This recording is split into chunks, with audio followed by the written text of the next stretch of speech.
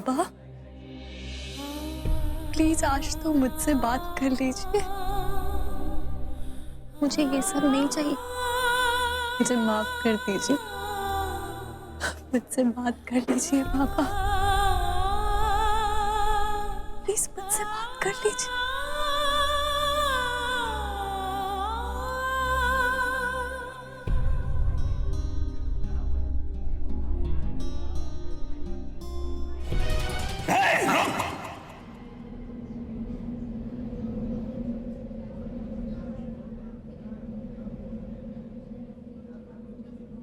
हमारा घर का चौखट पर तू क्या कर रहा है? जूते जूते बाहर। राज,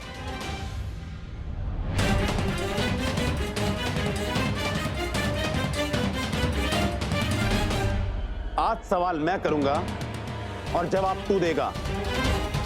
पहला सवाल, तू और तेरी बेटी मेरे बेटे की जिंदगी में क्या कर रहे हैं? दूसरा सवाल, इरादा क्या है तुम दोनों का? मुझसे जीत नहीं सका तो अपनी बेटी को भेज दिया मेरे बेटे को फंसाने के लिए।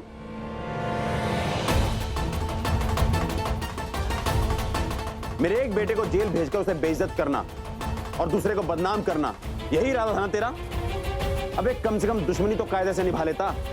तू जानता है ना कितने सालों पुरानी दुश्मनी है हमारी और क्यों है?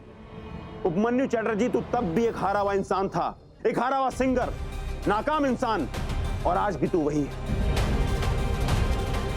आई एम सॉरी, मुझे बहुत तरस आ रहा है तेरे बेटे पर।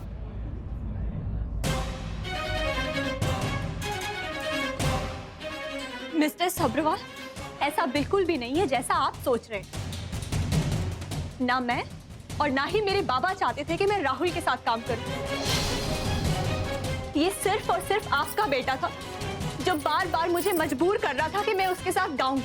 मेरा पीछा करता रहा कि मैं उसके साथ काम करूं। मैं नहीं मानी, लेकिन मेरे घर के बुरे हालात के चलते मुझे मजबूरी में वो नौकरी करनी पड़ी। बाबा मुझे माफ कर दीजिए। बाबा, मुझसे बहुत बड़ी गलती हो गई। आप बिल्कुल ठीक थे, आपने हमेशा सही कहा। मुझे वो नौकरी नहीं करनी चाहिए, मुझे उस राहुल के पास कभी नहीं जाना चाहिए था। सारी गलती मेरी है बाबा। बाबा प्लीज मुझे माफ कर दीजिए। और by the way mister Sabharwal, मैंने वो जॉब सुबह ही छोड़ दी है, तो पैसे और लालच की बात तो कहीं से आती ही नहीं। और जहां तक सवाल रहा राहुल का, तो मेरे और उसके बीच में ना कोई रिश्ता था, ना है और ना कभी कोई रिश्ता होगा। आप मेरे बारे में गलत सोच रहे हैं। मैं और राहुल तो एक दूसरे की शक्ल देखना भी पसंद नहीं करते। दिवाकर, तुम हमको इतना साल से जानता है, तुमको मालूम है वो कभी ना जो कुछ भी बोल के गया वो सब झूठ है।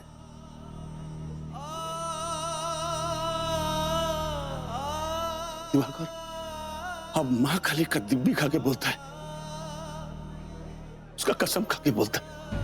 और बेटी 1% भी वैसा नहीं है जैसा वो कभी ना वो चीटर बोल के गया।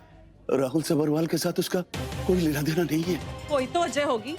आप अब भी कहेंगे कि आपकी बेटी का कोई कसूर नहीं है, उसकी कोई गलती नहीं है। अगर कुछ सच है तो वो ये है माँ कि मानवी ने कुछ नहीं किया। अगर आप कल रात की रेस्टोरेंट वाली बात कर रही हैं तो मानवी बिल्कुल बेकसूर है। मैं खुद वहां मौजूद था, उसके साथ ही था।